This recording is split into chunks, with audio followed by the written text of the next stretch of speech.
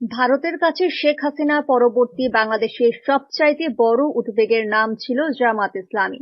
কিন্তু নির্বাচনের পর ভারত এখন বড় স্বস্তিতে। কারণ ভূমিধস জয় নিয়ে ক্ষমতায় আসছে বিএনপি। বাংলাদেশের এই নির্বাচন আর বিএনপির জয়কে ভারত কিভাবে দেখছে, দিল্লির কূটনৈতিক পাড়ায় এখন কি চলছে, তা নিয়ে একটি বিশেষ প্রতিবেদন প্রকাশ করেছে ভারতীয় প্রভাবশালী সংবাদ মাধ্যম ইন্ডিয়া টুডে। ইন্ডিয়া টুডের প্রতিবেদনে বলা হয়েছে, নির্বাচনের ফলাফল স্পষ্ট হতেই কাল বিলম্ব না করে তারেক রহমানকে অভিনন্দন জানিয়েছেন ভারতের প্রধানমন্ত্রী নরেন্দ্র মোদী। কূটনৈতিক বিশ্লেষকরা বলছেন, এই অভিনন্দন বার্তাটি অত্যন্ত তাৎপর্যপূর্ণ। গত আগস্টে শেখ হাসিনা ক্ষমতাচ্যুত হওয়ার পর ঢাকা দিল্লি সম্পর্কের যে টানাপোড়েন শুরু হয়েছিল, মোদীর এই দ্রুত শুভেচ্ছা বার্তাকে সেই সম্পর্ক পুনরুত্থাপনের প্রথম পদক্ষেপ হিসেবে বিবেচনা করা হচ্ছে। প্রতিবেদনটিতে উঠে এসেছে দিল্লির একটি স্বস্তির খবর।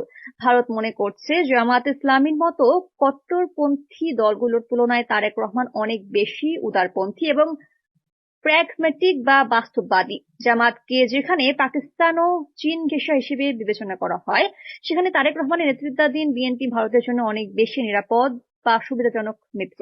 তবে সম্পর্কের এই পথে চ্যালেঞ্জও আছে। প্রতিবেদনে বলা হয়েছে, বাংলাদেশে সংখ্যালঘু হিন্দুদের নিরাপত্তা নিয়ে ভারত তার গভীর উদ্বেগের বিষয়টি তারেক রহমানের কাছে আনুষ্ঠানিকভাবে তুলে ধরবে।